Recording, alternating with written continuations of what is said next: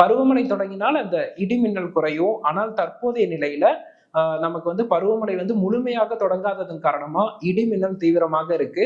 பொதுமக்களும் விவசாயிகளும் மிகுந்த எச்சரிக்கையுடன் இருக்க வேண்டியது அவசியமா பார்க்கப்படுது. அதே போல நவம்பர் 12ஆம் தேதி வாக்குல நமக்கு கிழக்கு திசை காற்று படிப்படியா ஊடுருவ தொடங்கும். அதன் பிறகு நவம்பர் 14, 15 தேதிகள்ல தென்சீன கடலில் இருந்து கிழக்கு திசை காற்று வருகை தந்து மழைப்பொழிவை முழுமையாக கடலோர மாவட்டங்களையும் உள் மாவட்டங்களையும் துவக்கும் அப்படின்னு எதிர்பார்க்கப்படுது. குறிப்பாக நவம்பர் 15 முதல் நவம்பர் 30க்கு இடைப்பட்ட நாட்கள்ல காற்றழுத்த தாழ்வு பகுதி உருவாகி அது கிழக்கு காற்றை ஈர்த்து மழைப்பொழிவு கொடுக்கும் 3ஆம் சுற்று வடகிழக்கு பருவமழையை.